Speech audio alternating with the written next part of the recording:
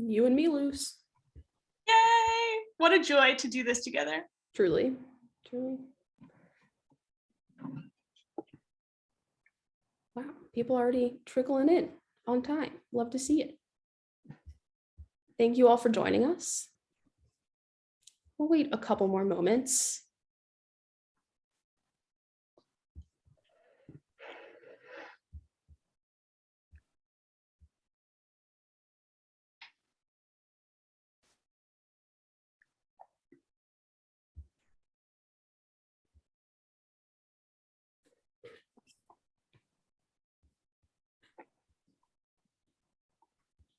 All right, I kind of see that number plateauing and we're at 201. So I'll jump in with our intro. First, I want to thank everyone for joining us today. My name is Margalit Schindler. I use they, them pronouns, and I'm the Preventive Conservation Fellow at the Conservation Center for Art and Historic Artifacts. This program is provided with generous support from the National Endowment for the Humanities, with additional support from the William Penn Foundation and the Independence Foundation. When we wrap up today, we'll be sharing a brief survey in the chat box, which we hope you'll take a minute to fill out to provide feedback on this week's program. We really appreciate you taking the time to share your thoughts with us, and they'll be used to shape future programming like this at CCHA. And without further ado, it is my pleasure to welcome you today to this conversation with my good friend, Lucy Levine. Lucy and I met in high school at a summer art program when we were 15 years old. And we spent summers making art in the woods. Our paths kind of diverged momentarily, but it turns out that we both ended up working in history and archives and in some ways preservation. And both cite that teenage experience as really formative and directly influential to our life and careers. Lucy is a Brooklyn-based writer, historian, and New York City tour guide.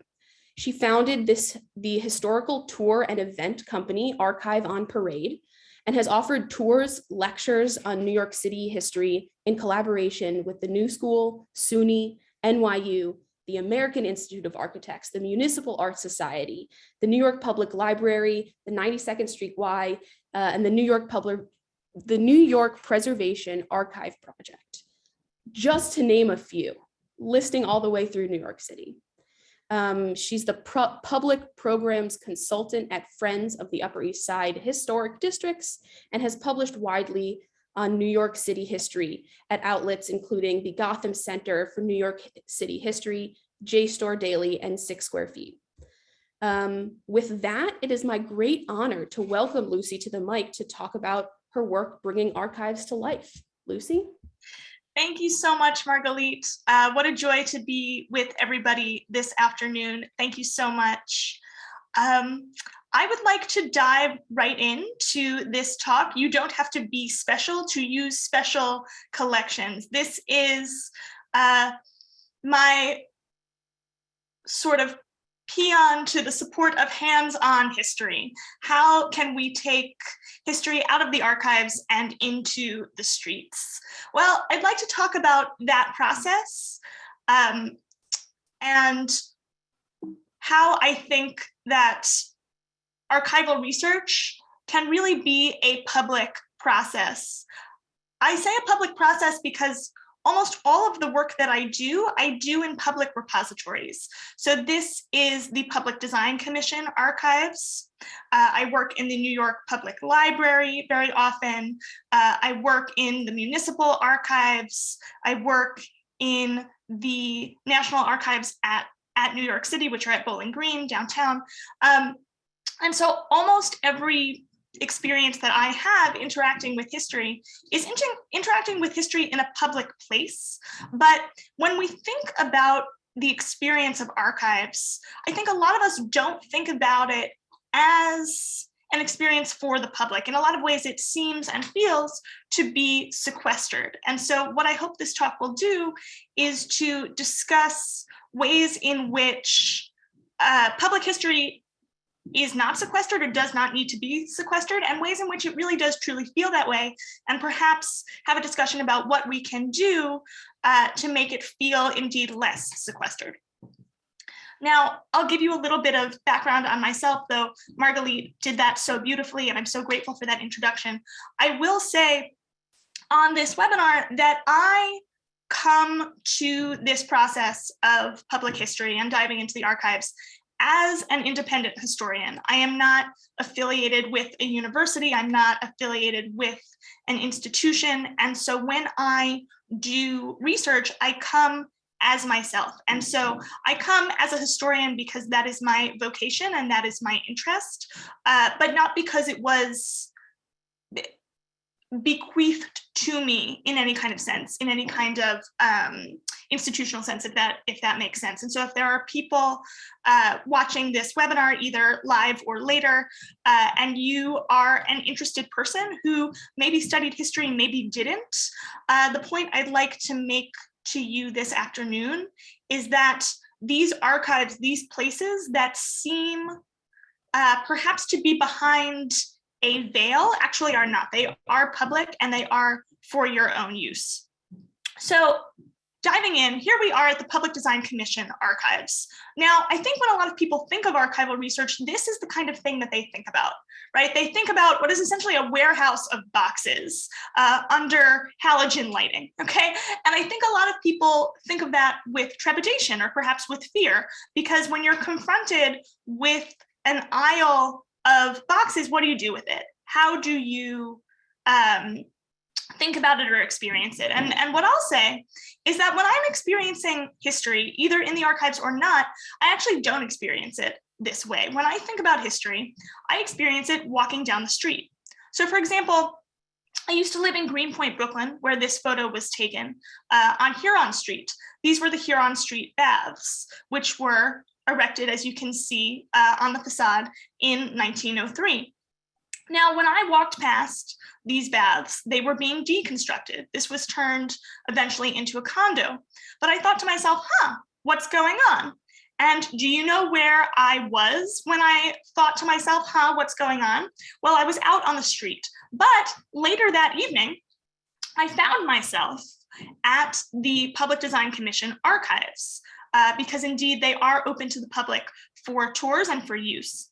And so while I was there, what did I see but this? These are the original plans for the Huron Street baths. So I saw them being deconstructed, and I also saw them pre-constructed, right? This is before they were built and as they were being knocked down, or at least changed fundamentally from public space into a private condominium. But what the experience of history does, or the experience of archival history, is it allows me to say, this is my environment. I'm walking down the street and I see something in my line of vision. And what does it mean? What was here before, or how did it get here, right? And with a place like New York City, which is where I live and where I do my research, this question of how did we get here? Why does the city look the way that it does? Is to me a really interesting question, because New York City often, I think, and this is true of all cities and really all human industry, which is that we think of steel and we think of stone. But really, when we're talking about history, we're talking about stories. So every piece of steel, every piece of stone that builds our city is actually a human story. And so when we go into the archives, we can see that human story. What I love about this is that we're looking at a drawing, we're looking at an annotated drawing, actually, which means that there is an architect who created this. There's the Public Design Commission, which is actually is on the third floor of City Hall, that rules on the appropriateness of all public structures in New York City, which means that this had to be approved by the commission itself when it was built. And so the experience of, okay, who were the commissioners at that time? Who decided that public baths were appropriate for the city? And actually, the creation of public baths has to do with the rise of the City Beautiful movement, which also has to do with where we have our archives. So I'm going to talk about that later in this talk. But the idea of watching something being planned, which is what we're seeing here, we're actually looking at a human story. So every building that we see is a human story. And when we go into the archives, we can find those stories, which is why I think in a lot of ways history is really meaningful. But history is really meaningful in a lot of ways, and archives help us understand that, or at least help me understand that. So I'd like to talk about a few ways I think archival research really helps me personally understand the world in which I live. So for example, today, we live in a world where Elon Musk owns Twitter. And you might think to yourself, what kind of world is that? How did we get here? Well, I will say that Elon Musk is not certainly the first ultra wealthy person whose business dealings are so deeply vertically integrated that he has sort of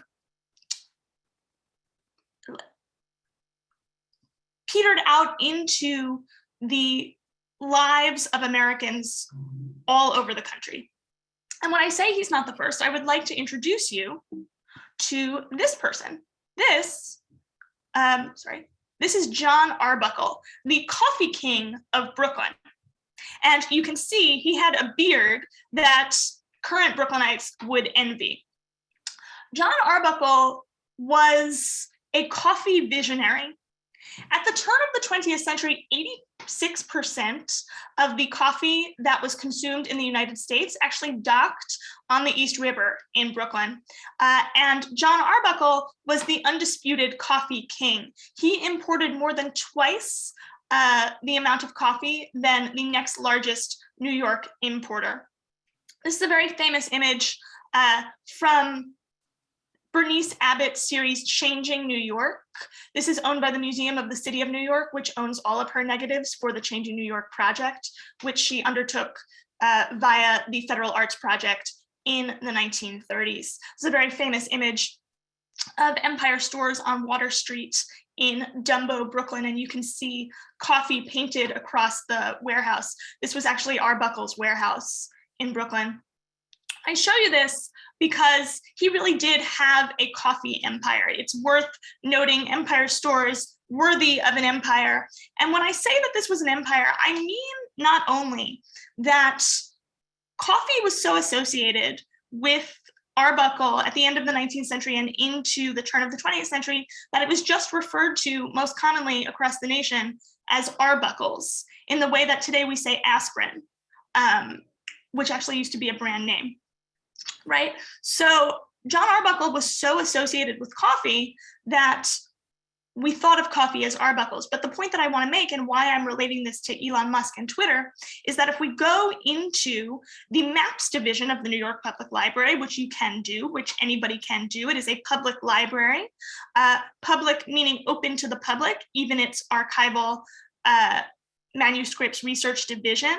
I think a lot of people think that only certain parts of our public spaces are actually public and other parts are not. That's not true. Any person can do research in the maps division. Anybody can find what I have found here, which is what I'm showing you. These are advertising cards that were first developed in the 1880s by Arbuckle's Coffee. And why am I showing them to you? Why does it matter? Well, as you can see, these are maps of the various states and territories of the United States as they stood in the 1880s when these were created. And each state is also shown with its state flower, its largest state industry. And if you turn those cards over, the back of the advertising card, you will see, if you are so dutiful and you read this the way that it tells you to read this, you will see that these advertising cards were actually used in schools to teach geography. Okay, so John Arbuckle was so integrated, his business was so integrated into American life that the advertising copy that he was using to sell coffee was being used in schools to teach geography, right? So the idea of an exceptionally wealthy businessman having the eyes and ears and education of a nation in his thrall is not a new thing, okay? And that is really helpful for me to understand when I think about Elon Musk and Twitter today. There's something else I'd like to tell you about history, which is that archival research allows us to think with a greater sense of empathy, or at least allows me to think with a greater sense of empathy than perhaps I would. So I'm going to tell you about this person. This is James Rivington, who began as an Englishman, then became a loyalist in New York when it was colonial New York, and then became a spy for George Washington. I show you this because at first glance, when I look at a man in a powdered wig, I say, that's not me, okay? I say, that person is far from me, far from my experience, far from my life. But if I go into the archives, there is something quite moving, I think, about the tactile nature of coming in contact with primary sources, right? This letter is dated 1790. I took a picture of it with my iPhone at the library because it was available to me because I said I wanted to see it. And that's all that I needed to do. I told the librarians that I wanted to see the Rivington papers, which are at the New York Public Library. And because I said I wanted to see them, because I made an appointment to see them, I was able to do so. I think, unfortunately,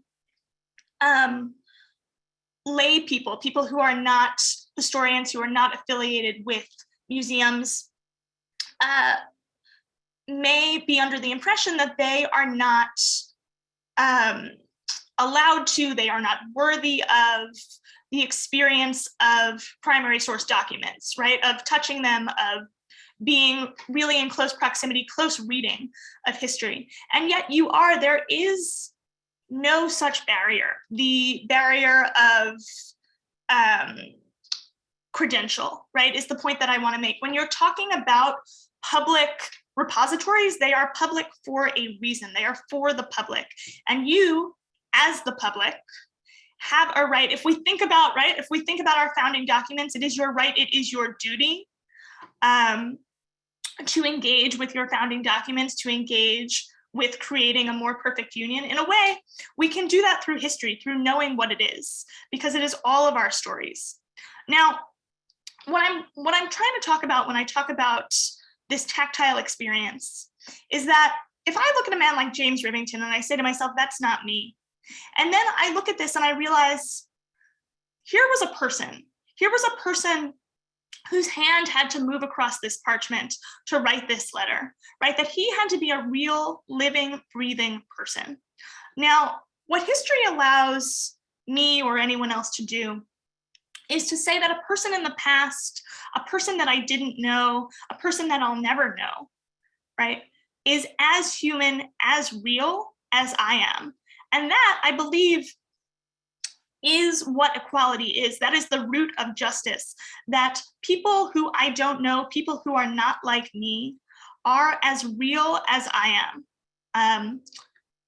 Wrote letters, cried in the middle of the night, ate pizza, wanted the things I want, right? Whenever they lived and wherever they lived, right? They are as real as me. And that's what I think the real tactile experience of history allows us to do. There is a line in the Glass Menagerie which says that history was carried in the folds of Winston Churchill's umbrella.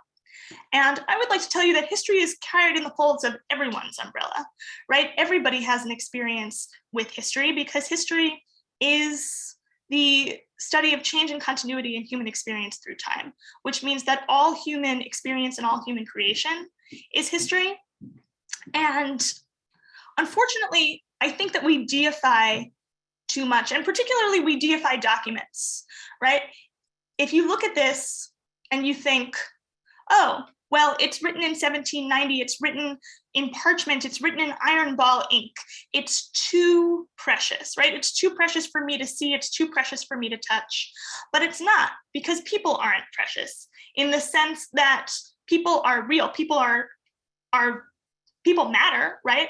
Lives matter. But the idea of documents as too precious to see, too precious to handle, I don't believe that, because the people who wrote them did not write them to be precious. They wrote them to express ideas. So for example, let's look at something that is not precious. This is a letter dated December 5th, 1774, addressed to the Friends of America from the Committee of Observation for the town of Hartford. And this letter was warning people about James Rivington. James Rivington was hated. And so it warned of the servile wretch commonly known by the name of James Rivington, who is daily, by his conversation, paper, and pamphlets, insulting, reviling, and counteracting this whole continent in the most rancorous and malevolent manner. Okay, that is not a precious letter. That is not a precious document. That is somebody coming for James Rivington, right? As many of us do on Twitter today, right? So it's this sense of, well, who are people? People are regular at all times and all places. People are as angry, as petty, as quick to anger, as quick to forgive as you or I, right? That people are as real as I am. And that's what I think is so meaningful about archival research, because when you have the experience in the archives, when I have the experience in the archives, I get to experience people who are in the throes of their own lives. Nobody is writing letters. I mean, I guess some people are writing letters for posterity, but the sense is that nobody ever ate a slice of pizza in the past to prove a point about the present. This letter is not written so that I could see it 300 years later in the New York Public Library, right? This is written December of 1774 to decry James Rivington because he was hated. This was a screed. You know, it's not trying to impress me as a historian. It's trying to rally people against James Rivington, which it did quite successfully, actually. I'd like to take you now to another spy. This is Moe Berg. Moe Berg was a interesting baseball player in that he studied at Columbia and the Sorbonne, and he spoke 10 languages. The joke was that he couldn't hit in any of them. He was recruited during World War II to the OSS, the Office of Strategic Services, which was the forerunner to the CIA.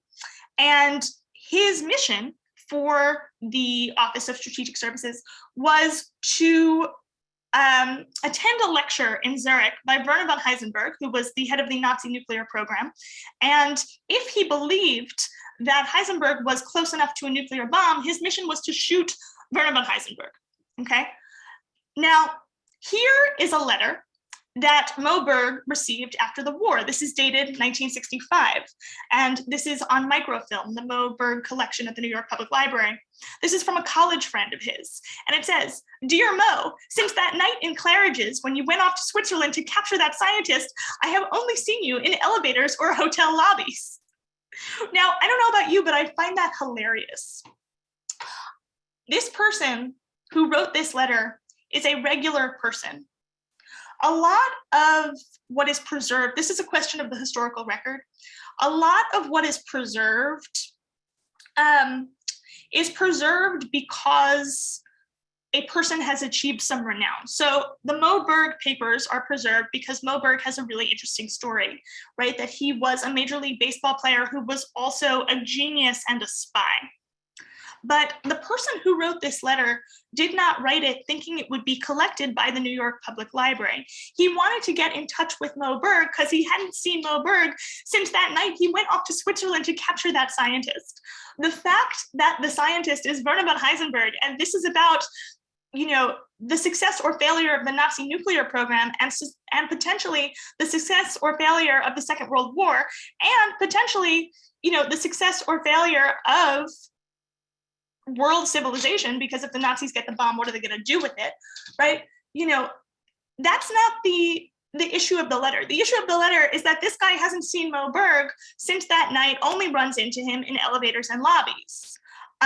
Because he's not writing for historians, he's writing for himself. He wants to get in touch with Moe Berg.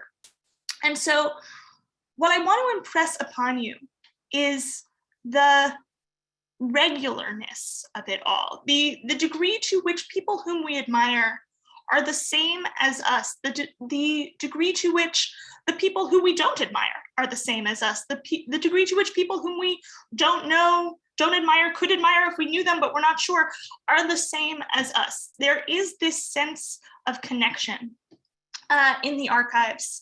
I like the idea, I think a lot about the poem by Walt Whitman, Crossing Brooklyn Ferry, in which he says, "What is there now between us? I am with you, you men and women of a generation or however many generations hence. Just as you looked across the river, so have I. Brooklyn of ample hills was mine. I too walked the streets of Manhattan Island." Right? The idea of what is there now between us from the present and the past. When I am in proximity to the archives, when I am able to closely read archival documents, there's really nothing. What is there now between us? Years, time, but those letters are there, right? And it closes that gap, which I think is quite moving. Now, this idea of the people whom we admire being like us, this is James Baldwin, who, in my opinion, is one of the finest minds that has ever lived. Now, his papers are at the Schomburg Center for Research in Black Culture, which is a division of the New York Public Library. Now, in his papers, there is this, which is a speech that he wrote on Martin Luther King Jr. in 1978, which has been digitized, which is why I'm showing it to you here. And what I'd like to draw your attention to are his pen and ink crossouts, right? He's underlining and he's crossing out.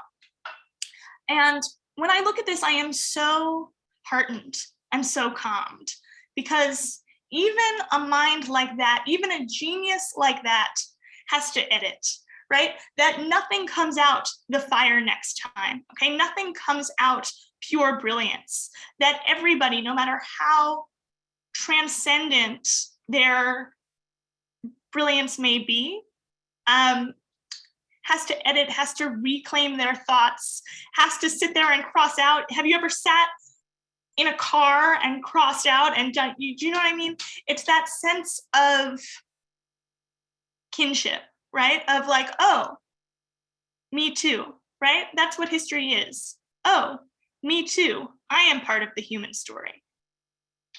Okay. Now, when we think too of archival research, there is, I think, a distance between the reality of history, which is that it is the most egalitarian thing that there is, because there is a history of everything and everything is history, and the way that history is presented. So we have in this image, right, we have an extraordinarily brilliant mind doing a quotidian thing, which is editing his own work, using a blue pen to make his manuscript better, okay? Now, that's quotidian, but when we think about the overwhelmingness of history, do we deserve to be in the archives? Who gets the chance to encounter this work? Well, look at where our archives are. This is the New York Public Library. Currier and Hastings, 1911. I will tell you that I share my birthday with the New York Public Library. It opened May 23rd, 1911. And so I feel that my entire life makes sense. But the point that I'd like to make is look where we are. And if you have been on the third floor, this is the Rose Main Reading Room, the New York Public Library.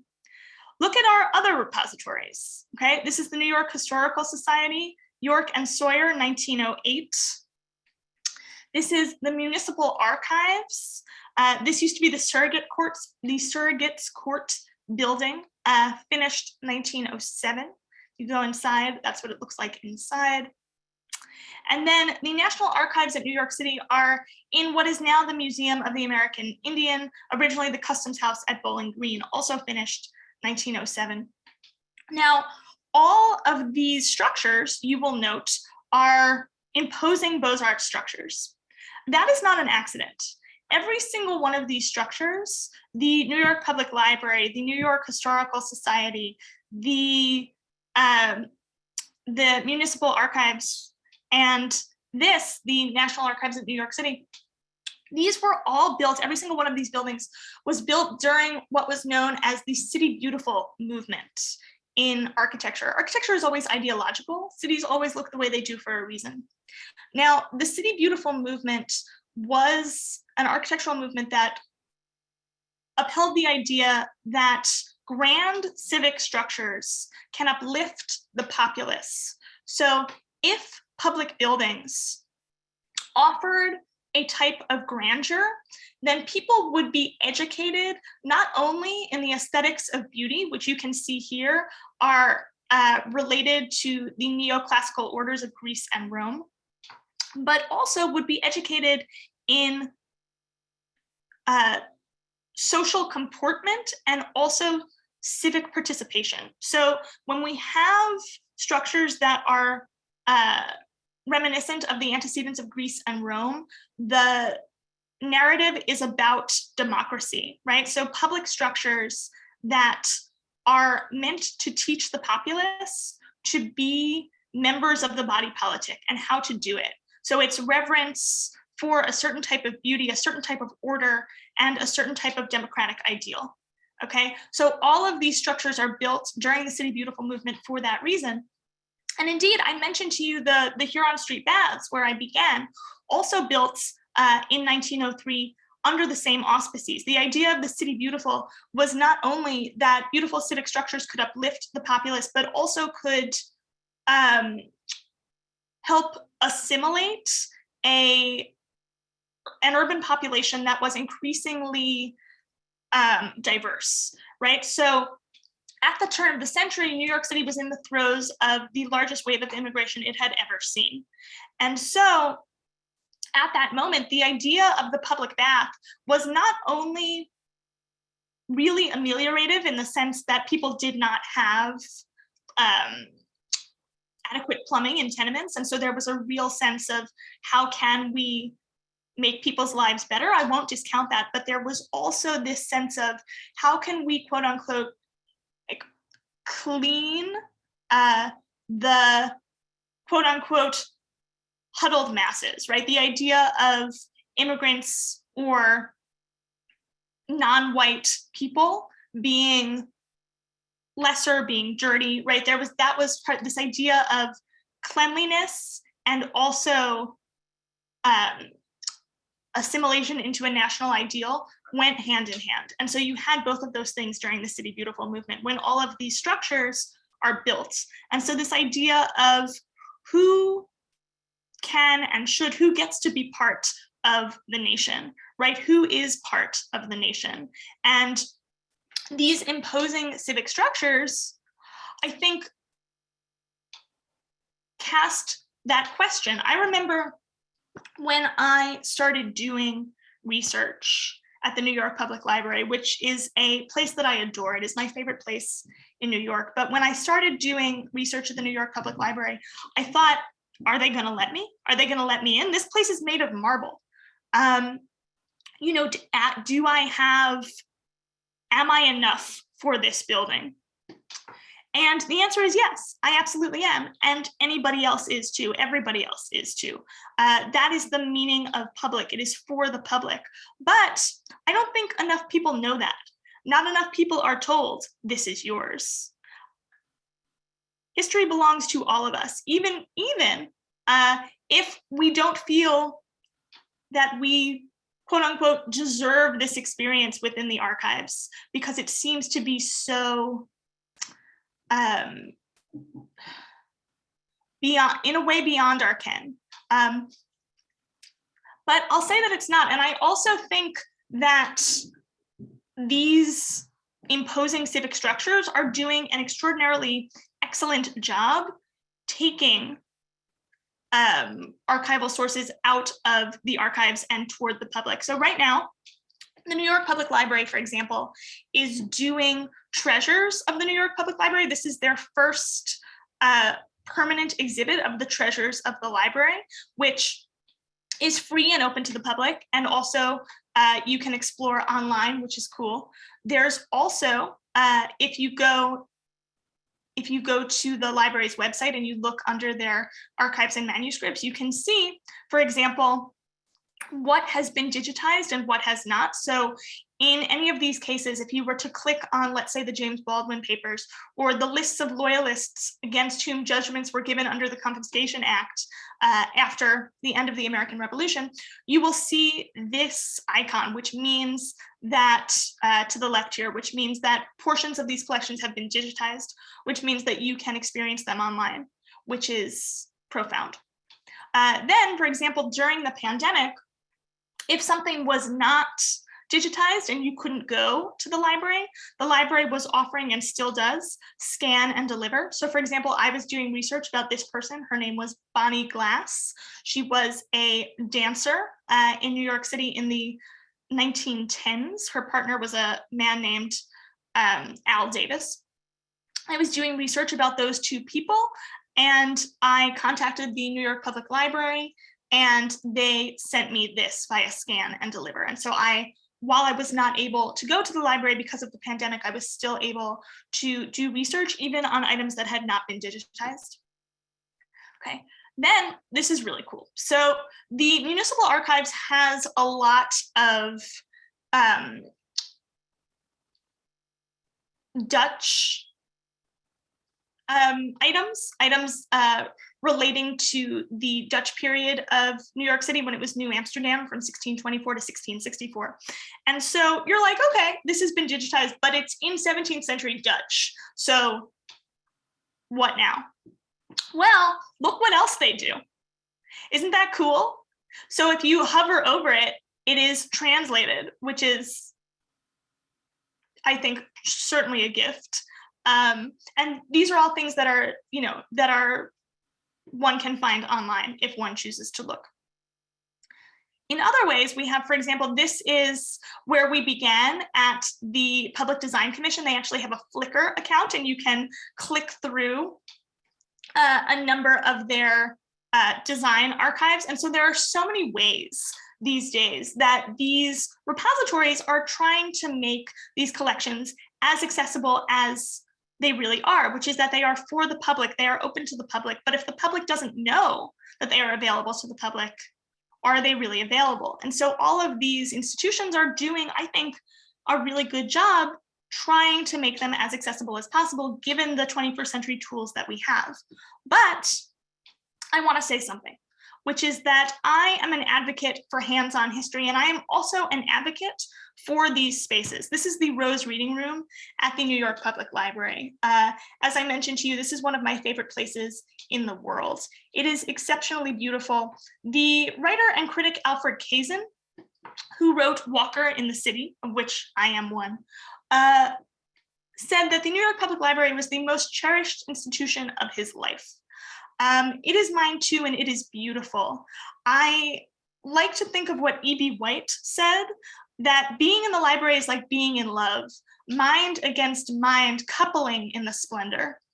And what I'd like to say to you is that this is splendid. It is a palace for the masses. Everybody deserves to be in this room, to do research in this space.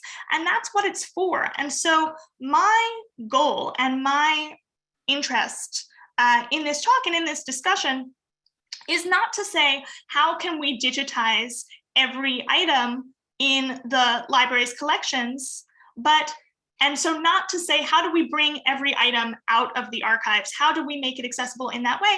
But how do we make the physical place of it, being in the archives, putting your hands on the paper, how do we make that an accessible experience? And so not necessarily how do we take all of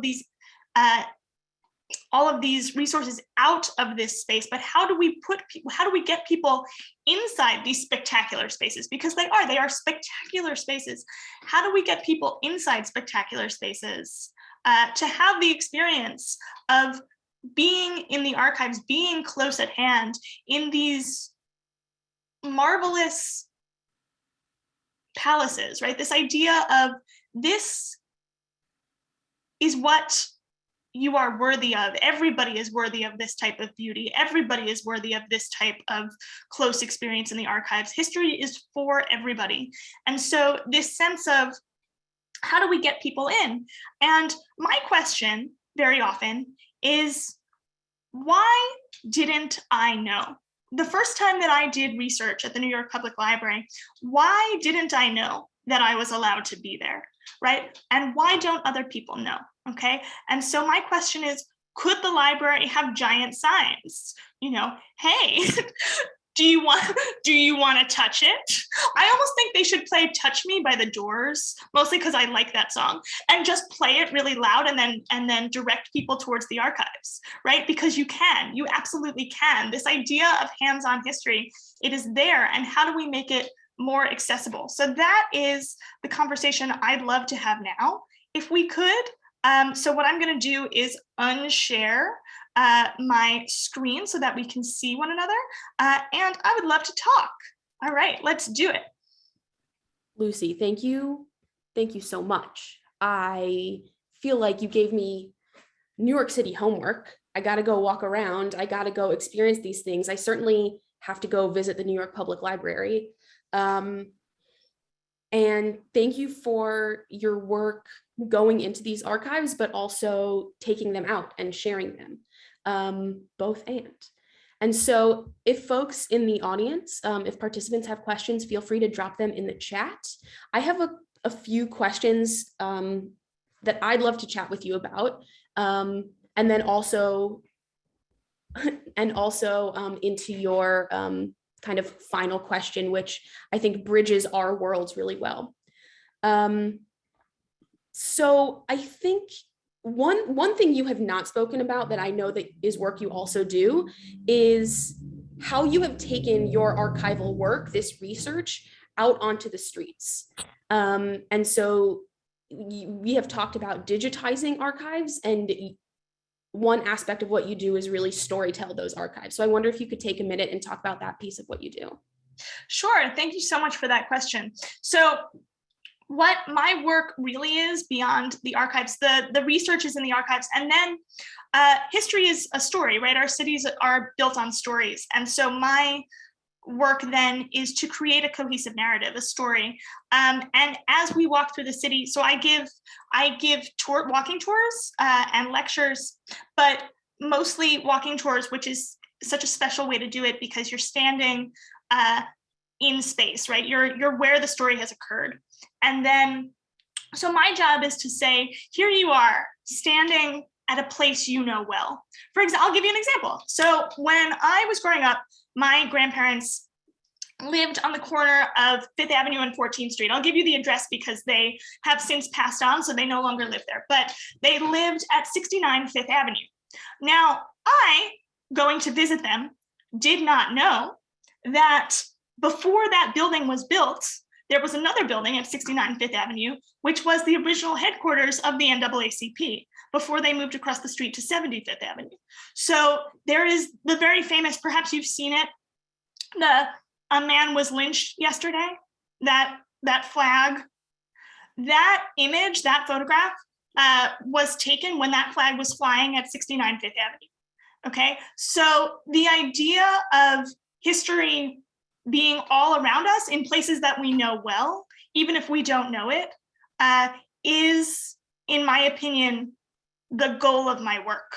So it's what I do then is not, I don't go around handing people like printouts from the archives, right? I don't go around being like, here's a letter, why don't you read it?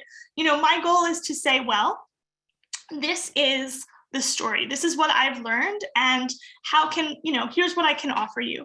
And what's so wonderful about doing that work is that I often hear from other people. People always tell me. So for example, I give a tour called Brownstones and Ballot Boxes, which is a tour of women's suffrage in Brooklyn Heights, because Brooklyn Heights was home to some of the first suffrage organizations in the nation, including the first suffrage organizations founded by and for Black women. And on that tour, I was talking about a woman named Inez Mulholland, and she had been really the Joan of Arc of the suffrage movement. She died very young. She became a martyr of the movement. And I was saying that after she died, her husband went on to marry Edna St. Vincent Millay because they had both lived in Greenwich Village. And when I was saying that, somebody on tour said to me, "Oh, do you know the poem that Edna St. Vincent Millay wrote as a memorial poem for Inez Milholland?" And I said, "I don't know." And he said, "I have it on my phone. Could I read it?" And I said, "Absolutely." Right. And so it was this experience where here was somebody else who had knowledge and brought it to the story. And so because he was aware of the story, or even just aware of this one piece of the story, could add to it, right? Because history is infinite. And so it was just so special, because there are things that I get to know when I learn in the archives, but I can never know everything. And so the joy of what I do is to realize that it's all addition, right? It's all yes and, which is that people come with knowledge and can share it. And so history is really the melding and the building of those stories. Thank you. Thank you for sharing all of that. I'd love to switch headspaces a little bit, and we have some questions coming in, both kind of on the back end and towards everyone. But I'll start this conversation with the idea of similarities and differences between the terms public and accessible, and how you feel. What does that spark for you? How do you feel about that? Are public spaces accessible? What could make them more? What do you feel about those words? Oh my goodness, the difference between public and accessible. Thank you so much for that dichotomy. Yeah, public is an overarching term. Anything can be called public, but accessible is something totally different. And there are this question of who has access to history. Often in social justice spaces, often the question is who has the privilege of history, whose stories are recorded, whose stories are kept for posterity. That's why oral history, I think, is really interesting, because if you have a voice and if you have a recorder, you can literally create history. We are recording this webinar, which means that this is being recorded for posterity, which means we're making history right now, which is, I think, a way that we can think about accessibility. As you know, Margalit, and maybe some people on this webinar also know, I was born with a disability. So I have cerebral palsy. And I think about that every time I walk to the third floor of the New York Public Library, where I'm like, what if I couldn't walk up the stairs? Why is it on the third floor? And that sense of accessibility in a physical sense, like who has literally the ability to get to these spaces, and then accessibility in a psychological sense, which is something that I was talking about with the imposing structures. Who believes that they can be part of these buildings, these narratives, these places. So yeah, I'd also love to ask you that question, in terms of what you see in accessibility in the archives, because this is your work too. That's fascinating. Wow. I might need to think on that and get back to you, but wow, it's so interesting, because I think, to me, there are many different ways to make information accessible. And so that is different, because there's not really different ways to make things public. It either is or it isn't. But people might need to access it in different ways, and therefore support would look different for each individual. And so I think accessibility is a much bigger conversation with a lot of different solutions that live under it. Is kind of off the top of my head. Oh, I wanted to ask you, you have led touch tours, correct? So touch tours, which you know more about than I do, but I was thinking about that as I was putting this presentation together, which is like, why don't we have touch tours of the archives? And yes, I know, oil on your hands, but like people could wear gloves, right? That sense of like this idea of who gets to touch it, who gets to be part of this experience, and do you have to have a degree, in order to do that? And I think that's another barrier and another issue of accessibility, which is like, credentialism. for better or for worse, or prestige for its own sake. I think that there's nothing inherently prestigious about study, about history, right? And I don't think there should be. I really do think it's a deeply egalitarian thing. And what would make it more egalitarian, is always the question that I have, which is, if this is the story of every human experience, how do we make archival research just that, a human experience, something that is as regular or as normal for everyone in the world, as would be any other experience, like talking to a friend or going out for dinner. Yeah. Wow. I see a lot of questions coming in from the conservation perspective, and you're speaking to a group of conservation and folks who are doing the archive work behind the scenes to cater to the public and the patrons who are you coming in. And so our job is, we're very concerned with the material, with making sure that users, that we mitigate the risk involved of allowing users to interact with objects. And I think there's a lot of conversation about how prioritizing material longevity really prioritizes the people of the future. And perhaps what you're arguing is the people of now really could or should be prioritized for access to this history. I also think it is a space where we as preservation folk and archivists and librarians and preventive conservators and everyone can support that. We are the ones who understand the objects enough to know what needs to be done so they can be accessed safely. And if we can be the bridge between folks who really want to access this information and the objects who might need a little bit more care in that access, we can kind of facilitate that conversation. And that's something that really excites me. Go ahead, please. The future is such a funny idea because the future is never now, right? The future is always the future. So it's like, if we're conserving things for the future, if the future is what matters most, then nobody would ever touch the archival material, which is so interesting. And so I take your point, and I also wonder, like, to what degree do museums or repositories, to what degree should they, or do they need to respect their patrons? Which is what I'll say is that people are not stupid, okay? Like, if people are told, hey, this is how you handle a document, like, most people will be like, oh, cool, thanks for letting me know. And then they'll do it like that. You know what I mean? Like, if you're like, please don't rip the illuminated manuscripts, people will then be like, oh, I will not rip them. Have you ever had any examples or particular experiences where you felt welcome or unwelcome because of those, like, preservation mitigation risks, or any sort of example that you have to throw out where that affected your work in some way? That's really interesting. I will say that in every archive that I've ever been in, there are some just ground rules in terms of, you have to have your bags checked. You have to literally check your coats and bags. You can bring in a pencil, but not pens, which makes sense in terms of the fragile materials. You can bring your computer, but you have to do so in a plastic bag, which they provide.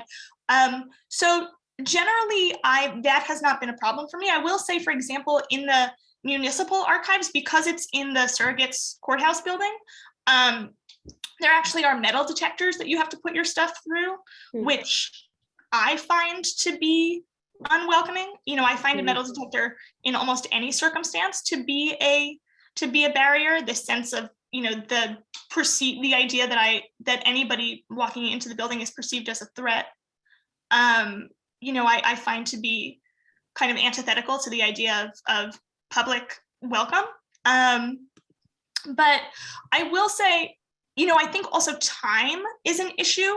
Like, for example, at the New York Historical Society, that library is only open on like Thursdays and Fridays between 10 and 4. Those might not be the exact days or hours of operation, so please don't quote me on that. But what I'm saying is that it is really restricted in terms of time. And what I would love to see rather is archives that are open, like 10 a.m. to 10 p.m. And I will say that is not impossible. That actually used to be the case during the Depression. The New York Public Library was open 365 days a year from 10 to 10 for 12 hours a day.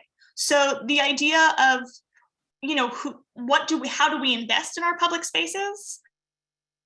And what do we think of as meaningful for the public, has shifted and could shift back.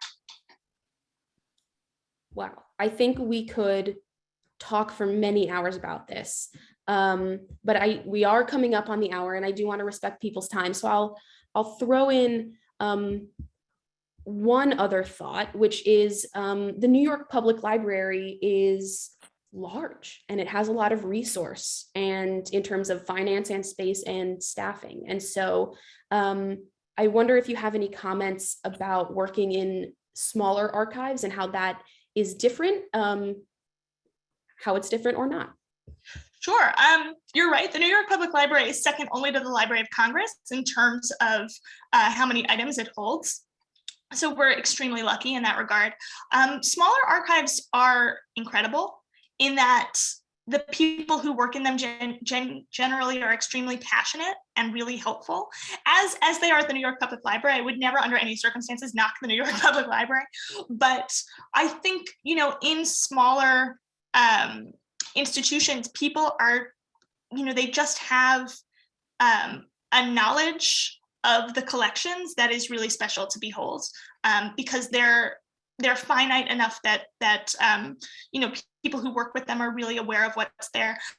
I had a really beautiful experience once where I was in the archives at the Transit Museum, where it's in Brooklyn and it's housed actually in like an old subway station. It's really fun. And I said to one of the archivists there, do you have a favorite item in the collection? And she went into the collection and she brought it out for me. And it was so cool. And I thought, wow, like not only am I seeing something I would never see, but I'm also getting to have this experience with this person who has such an intimate knowledge of what's here. I also just want to say for the record that I am seeing Heather Beck in the chat, and it warms my heart to the absolute fullest to see Heather Beck in the chat. I'll say for those who don't know, Margalit told you that we met at art camp. We did indeed, and Heather Beck was a instructor there who inspired both of us really deeply. So what a joy, what an absolute privilege and pleasure to see you here. Wonderful. Thank you, Heather, and thank you all for joining us. And thank you, Lucy. It was a pleasure to see you, to have you, to listen to you speak. I hope to continue these conversations. Lucy is available. Her information is at archiveonparade.com, and feel free to reach out to her with any questions you may have afterwards, any recommendations for fun New York fun facts. I'm sure Lucy would be happy to share. Alana is going to drop in a survey that we ask that you all take some time to share some feedback with us so we can continue to have wonderful programming like this. And with that, I wish you a good rest of your afternoon. And again, Lucy, thank you so much for joining us. Thank you. It was truly a pleasure. I am so happy to get to have this experience with you, Margalit, and with CCHA. Likewise. Thank you. Take care, everyone.